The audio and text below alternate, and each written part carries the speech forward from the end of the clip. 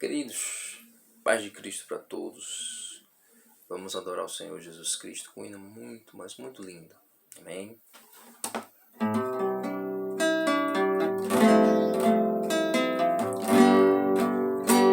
Minha alma engrandece ao Senhor,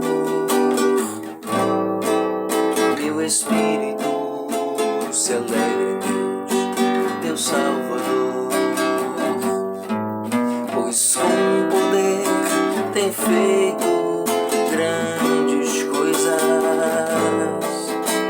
e com misericórdia tem mostrado amor. Santo, Santo, Santo é o Senhor. Santo, Santo,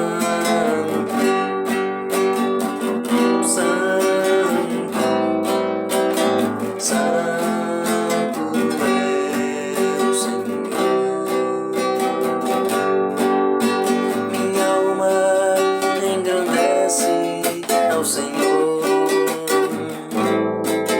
meu espírito se alegra em Deus, meu Salvador, pois com poder tem feito grandes coisas e com misericórdia tem mostrado amor. Santo,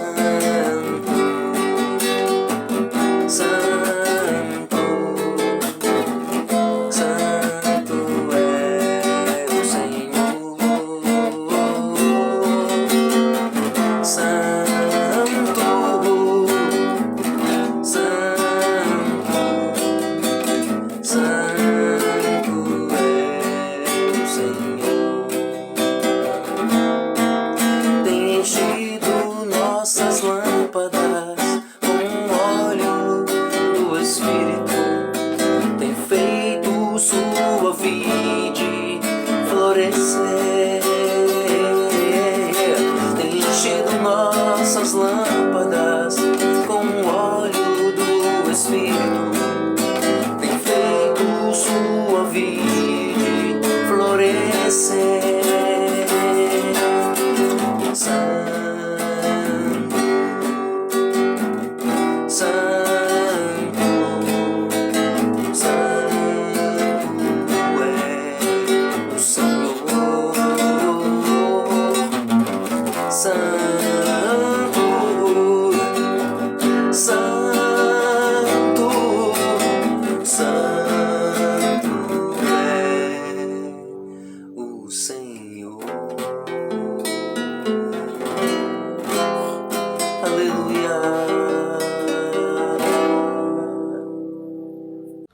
Graças e paz, amados. Hoje é 17 de maio de 2020, né? Domingo. Vamos à mensagem desta noite.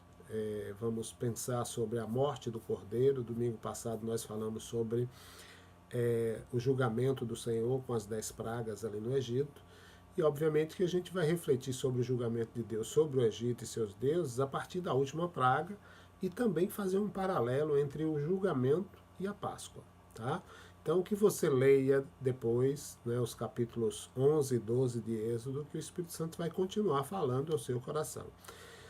Vamos ler agora Êxodo capítulo 12, versículo 29 e 30 da palavra de Deus, que diz o seguinte: à meia-noite o Senhor matou todos os primogênitos do Egito, desde o primogênito do faraó, que se sentava no trono, até o primogênito do prisioneiro no cárcere.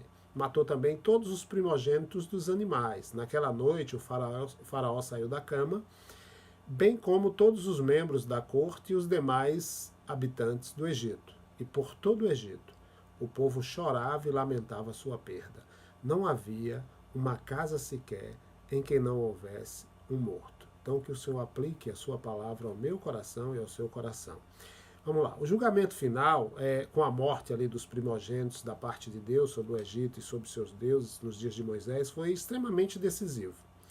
E foi também o auge, pois a cada praga, o julgamento ia aumentando a sua intensidade. Foi uma estratégia de batalha do Senhor dos Exércitos que, de maneira gradativa, foi minando e trazendo a vergonha aos deuses, ou seja, às potestades do mal nas regiões celestiais, assim como também aos seus adoradores. Esse ataque final, né, termina a batalha com a vitória garantida e, obviamente, esperada do Senhor que tudo criou. E no julgamento, tá, no último julgamento, todos os primogênitos do Egito ali morreram, desde os primogênitos, como vimos no texto, dos rebanhos até os de todas as classes sociais do Egito. E esse julgamento culminou na libertação de Israel, né, o povo de Deus. Vamos lá. Todos os julgamentos, como vimos domingo passado, tinham em si implicações espirituais, porque em cada um deles foi direcionado contra uma ou mais divindades ali no Egito. E isso é verdade também em relação a esse último julgamento. Nós vimos 3 divindades que foram julgadas, né? Domingo passado vimos isso. Só que dessa vez, não somente os milhares de deuses egípcios foram expostos à vergonha, mas também o próprio faraó, porque Faraó era a encarnação do deus Ra. Então, quando o primogênito da casa de Faraó morre, que seria o próximo deus Sol, sucedendo seu pai, a vitória do Senhor dos Exércitos aí fica de maneira completa e óbvia para todos. E, ao mesmo tempo em que esse julgamento final acontecia, Deus estava estabelecendo uma cerimônia com o seu povo que seria um sinal de bênção a ser observado de maneira contínua na história de Israel, o que acontece até hoje. Essa cerimônia foi a Páscoa. A palavra Páscoa significa passar por sobre ou passar por cima de, né? E a Páscoa é tão importante não somente para Israel, mas também para nós, Igreja do Senhor, que não devemos negligenciar esse evento. Livro de Êxodo, capítulo 12, versículos de 1 a 8, e os versículos de 11 a 13, vão mostrar a instrução do Senhor. Diz assim, ó: Moisés e Arão ainda estavam no Egito quando o Eterno lhe disse a eles: Este será o primeiro mês do ano para vocês. Informem toda a comunidade de Israel que no dia 10 deste mês, cada homem deve separar um cabrito ou um cordeiro para a sua família, um para cada casa. Se a casa for pequena demais para um animal, ele deve ser dividido com o vizinho, de acordo com o número de pessoas. Levem em conta a quantidade que cada pessoa irá comer. O animal deverá ser um macho saudável de 1 ano de idade. Vocês poderão optar por um cordeiro ou por um cabrito. Mantenham o animal preso até o dia 14 e depois o sacrifiquem. Toda a comunidade de Israel fará isso ao pôr do sol. Em seguida, recolham um pouco do sangue do animal para passar sobre os batentes e na viga superior da porta da casa em que vocês comerão o animal. Nessa noite, vocês devem comer a carne assada, acompanhada de pão sem fermento e de ervas amargas. Versículos 11 a 13. Vocês deverão comê-lo vestidos, como se estivessem prontos para sair, com sandálias nos pés, cajado na mão. Comam depressa. É a Páscoa do Eterno. Na mesma noite passarei pela terra do Egito e matarei todos os primogênitos do país, seja homem, seja animal, como uma sentença aplicada sobre todos os deuses do Egito. Eu sou o Senhor. O sangue será um sinal na casa em que vocês moram. Quando vir o sangue, Páscoa, passar sobre, passarei direto, e nenhuma desgraça virá sobre vocês quando eu atingir a terra do Egito. Então, qual é o significado desse evento? O patriarca de cada família judaica deveria sair ao campo, né, ou ao seu estábulo, pegar ali um cordeiro para a Páscoa. E é interessante isso porque o cordeiro, ele, além de não poder ter um defeito ou mancha, quando fosse encontrado, teria que ser levado para dentro da casa, onde ficaria ali até o 14º dia. E a partir desse ponto, a família inteira passava a participar do ritual. As crianças ficavam vendo, brincando com o cordeiro para aprender a amar aquela vida. E no 4º dia de Nissan, né, Nissan é correspondente agora em 2020 aos dias 26 de março a 22 de abril, salvo engano. Tá? No 14º dia de Nissan, o cordeiro seria morto. O sangue seria aspergido nas ombreiras e na verga da porta. Toda a família comeria o cordeiro. E o pai, né, diante ali das perguntas inocentes e confusas dos filhos que tinham acabado de testemunhar a morte daquele animal inocente, do cordeiro, explicava que aquele era um sinal para o Senhor, para que ele passasse por cima e poupasse a casa de uma família hebreia, né, na noite em que ele passasse pelo Egito. Foi um momento solene para a família, né, sentar-se para comer naquela noite, todos vestidos, todos prontos para partir. E o silêncio deve ter sido muito grande. E se tornou ainda maior quando aquela praga terrível começou a emitir os primeiros sinais, os primeiros gritos de lamento que começaram a ser ouvidos pela cidade por parte dos egípcios. O povo egípcio sempre encarou a morte como uma grande calamidade, e por isso o pranto na vida deles é intenso e é também bem livre. Houve gritos, houve choro, e enquanto isso a família hebreia ficou sentada aguardando o momento oportuno, né, determinado para a sua partida. E desde aquele dia, a mesma atmosfera ela é revivida ano após ano, enquanto a família observa a cerimônia e celebra a libertação. O que Israel aprendeu com esse evento? Fica claro que Deus libertou o povo dessa maneira com o intuito de ensinar algumas lições sobre como eles deveriam assimilar o relacionamento passado e como se relacionariam no futuro com o seu Deus. Hoje não é diferente. Deus está nos orientando nesses dias de pandemia, né? A nós, povo seu, a refletirmos como é que a gente estava, como é que a gente está agora e como é que a gente vai se portar no futuro na nossa relação com Ele, em seu Filho, né? O Cordeiro que foi morto antes da fundação do mundo. Isso é reflexivo para nós.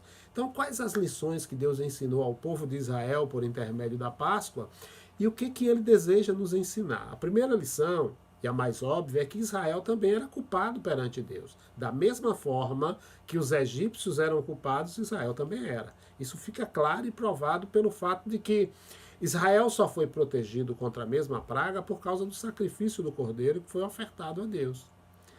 E existiam vários motivos para que os hebreus pensassem que não tinham culpa perante Deus. Para começar, as terras onde moravam foram poupadas dos efeitos de várias pragas. Da quarta à nona praga, eles não sofreram nenhuma, vamos dizer assim, nenhuma dificuldade. Né? Isso fez com que eles pensassem ser mais santos do que os egípcios, ou mais merecedores do favor de Deus.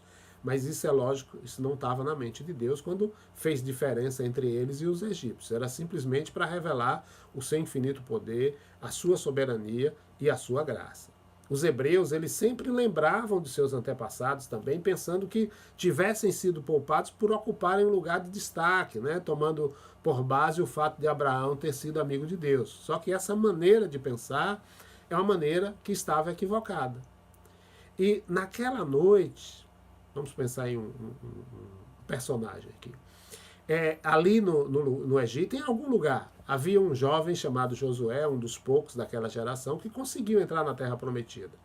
E é interessante porque quando ele está perto de morrer, depois de ter passado uma vida inteira com Deus e com o seu povo na jornada no deserto, ele enfrentou essa questão que foi experienciada ali no Egito de maneira firme. Ele, como diz Josué 24, versículo 2 e versículo 14, versículo 2 diz assim: ele convocou os anciãos, as autoridades, os juízes e os oficiais, e eles se apresentaram a Deus. Então Josué se dirigiu a todo o povo. Versículo 14. Portanto, temam o Senhor, sirvam a Ele com fidelidade. Eliminem, atentem bem, eliminem os deuses que seus antepassados adoraram além do Eufrates e no Egito. Vocês servirão ao Senhor. Então, outros teriam pensado que mereciam o tratamento especial, né, por terem recebido a revelação divina do próprio Deus, além de Abraão, além dos outros patriarcas e também por Moisés. Eles poderiam ter pensado que não cultuavam os deuses demoníacos do Egito, como eles diriam. Eles poderiam pensar, nós cultuamos só ao Senhor dos Exércitos. E que faziam isso por causa da revelação do próprio Deus para eles. Só que, na verdade, né, os fatos históricos vão mostrar que eles cultuavam os deuses do Egito. Capítulo 32 de Êxodo, a gente vai enxergar isso. E, além disso, no decorrer dos textos, a gente vai encontrar no Pentateuco que eles continuavam cultuando até mesmo depois da libertação. Isso de forma sequenciada na história bíblica, a gente vai ver como Josué deixa isso bem explicitado nos versículos 2 e 14 do capítulo 24. Então cabe a nós algumas perguntas. Por que Deus deu a eles um tratamento diferenciado e não livrou eles da escravidão? Por que seria? Né? Por causa de sua infinita graça. Era esse o motivo. A graça do Senhor. A graça que satisfaz. E se fosse o povo fosse deixado à sua própria sorte, né, merecia na verdade o quê? O julgamento de Deus, assim como os egípcios. Eles teriam passado pelo juízo, perdendo até mesmo os primogênitos, se não tivessem da parte de Deus recebido a orientação do sacrifício pascal, desviando a morte. Eles sabiam disso. Eles aprenderam. Moisés escreveu a respeito. Olha lá, Deuteronômio capítulo 7, versículo 7 a 10, a palavra de Deus diz assim: o Eterno não se sentiu atraído por vocês, nem os escolheu porque vocês eram numerosos ou importantes. A verdade é que vocês não tinham quase nada de atraente. Ele os escolheu por puro amor, cumprindo a promessa que havia feito a seus antepassados. Deus interveio e, com poder, tirou vocês daquele mundo de escravidão. Livrou vocês das garras de ferro do rei do Egito. Entendam isso. O Senhor, o seu Deus, é Deus de fato. Um Deus em que vocês podem confiar. Ele é fiel por 1000 gerações à sua aliança de amor leal para com os que o amam e obedecem aos seus mandamentos. Mas ele também retribui aos que o odeiam e paga a eles o salário da morte. Ele não costuma protelar. Os que o odeiam recebem seu pagamento em dia. Então, eles mereciam a morte. Só que Deus os salvou. E ele os salvou pela graça. E, obviamente, é somente pela graça que Deus nos salvou, né? E continua salvando hoje. Amém? O que a gente precisa aprender através da Páscoa? Né? A primeira verdade, grande verdade a ser ensinada através da Páscoa era de que Israel também merecia o julgamento de Deus, né? Como já dissemos, e que foi salvo pela graça. Mas, ainda assim,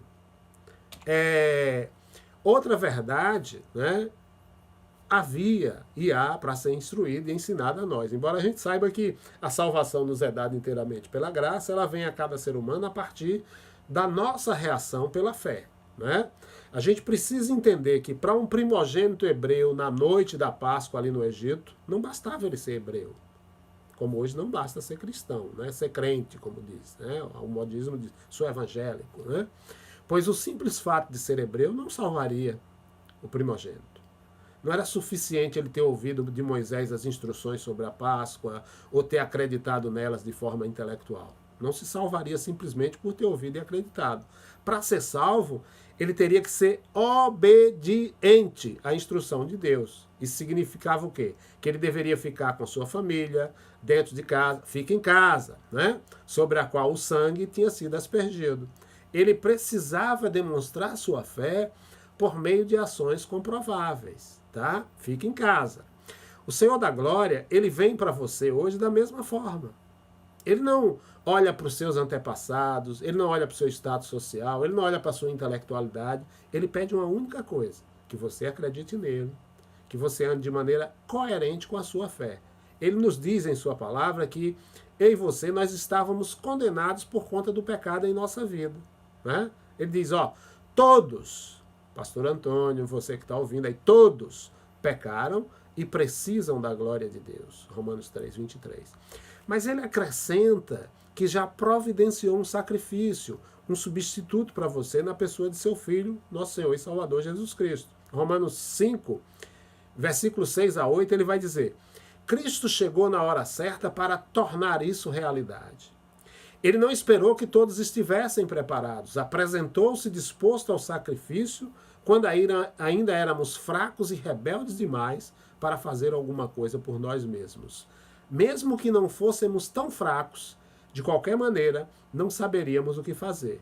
Podemos entender quando alguém morre por uma pessoa digna e como alguém bom e nobre poderia inspirar um sacrifício abnegado. Mas Deus demonstrou quanto nos ama ao oferecer seu Filho em sacrifício por nós, quando ainda éramos tão ingratos e maus para com Ele. Pronto, né? Ele pede que você creia nisso. Ele pede que você pare de tentar ganhar com seus próprios méritos a aprovação dele e receba a salvação que ele lhe oferece de graça. Se você fizer isso, o anjo da morte eterna vai passar por sobre a sua vida. Jesus é a sua Páscoa. E você vai para sempre assumir o seu lugar, né, como um dos filhos de Deus. Vamos pensar sobre a morte do Cordeiro. Vimos os aspectos da fé.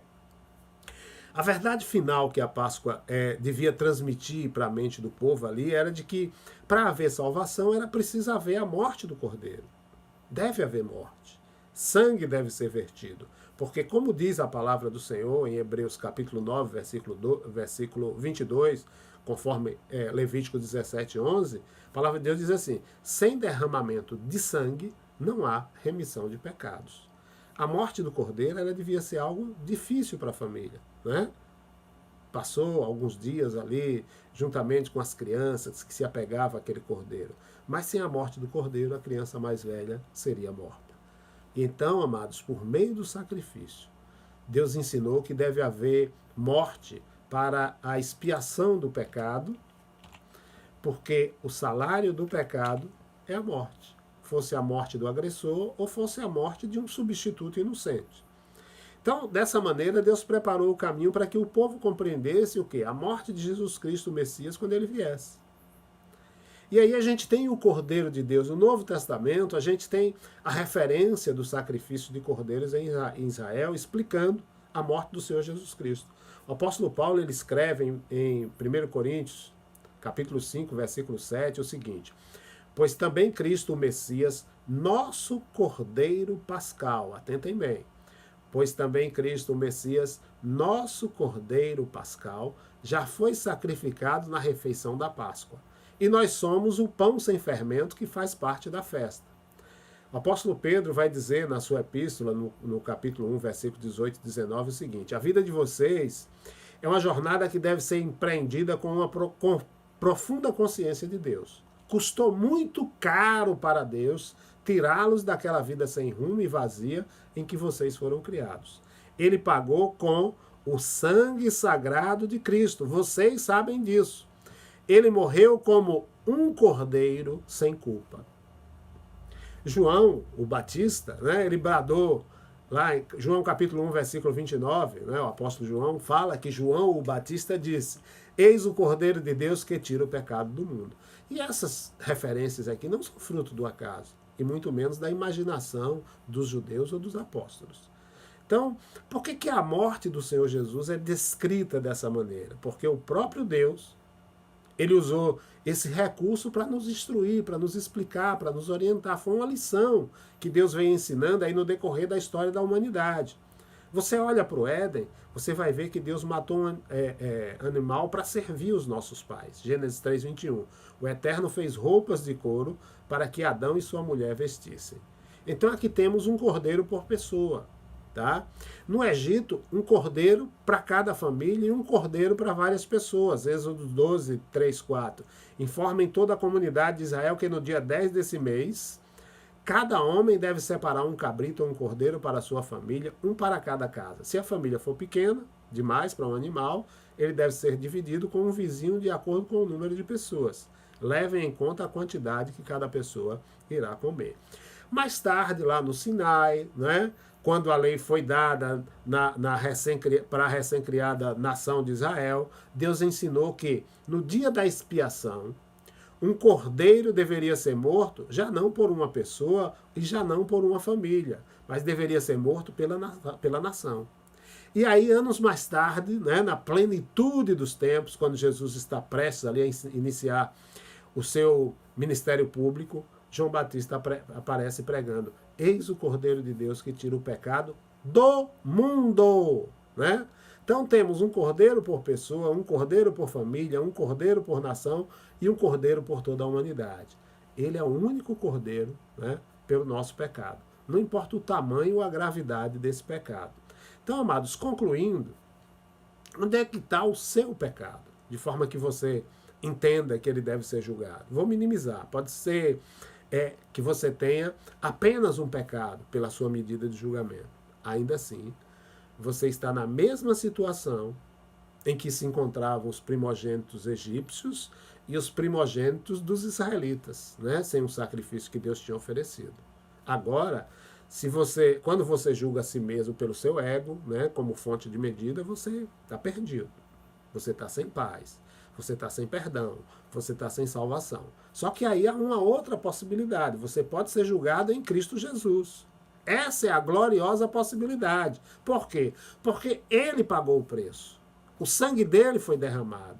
Ele se tornou a Páscoa para mim e para você. Então, se você depositar sua fé em Cristo, o que vai acontecer? O anjo da morte já passou por você. A Páscoa, né? Passar por sobre. E aí, a única coisa que lhe aguarda é o céu. O que falta? Falta uma única coisa. Você decidir entre seu ego, tá? E a grande possibilidade de ser julgado em Cristo Jesus. Que a sua decisão seja sábia. Amém? Pai querido, eu te louvo por essa oportunidade. E te louvo pelo privilégio de poder explanar a tua palavra. Não temos saber que não venha de ti. Não temos o que dar se não recebermos de ti. Não temos como orientar e instruir com as nossas próprias palavras. Mas o que queremos fazer é ser usados por ti para louvor da tua glória.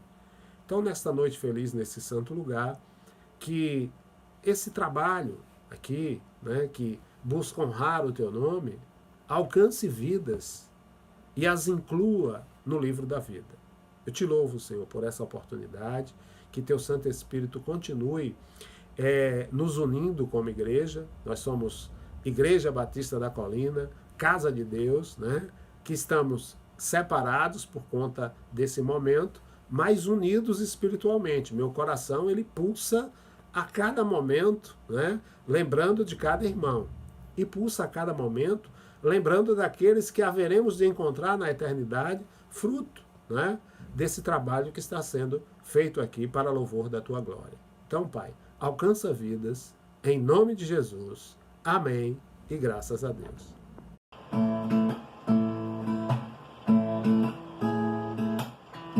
Deus enviou seu Filho amado para nos salvar e perdoar. Na cruz morrer por meus pecados, mas ressurgiu e vivo com o Pai está. Porque Ele vive, posso crer no amanhã. Porque Ele vive, temor não há.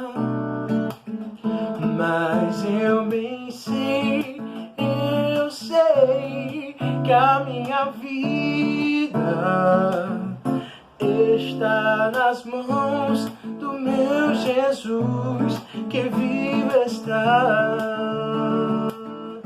E quando enfim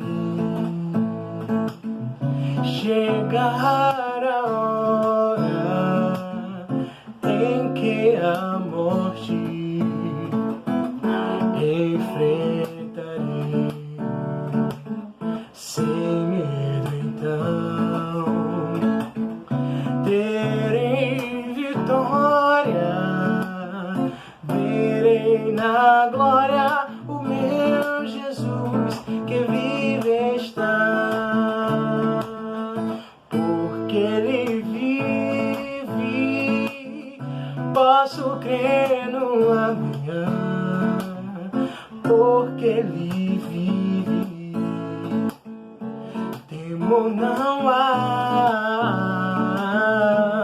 Mas eu bem sei, eu sei que a minha vida está nas mãos do meu Jesus, que vivo está. Porque Ele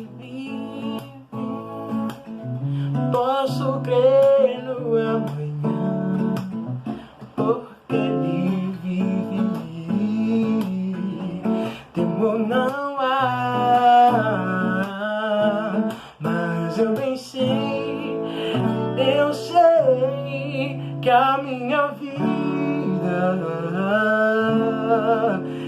está nas mãos do meu Jesus, que vive está.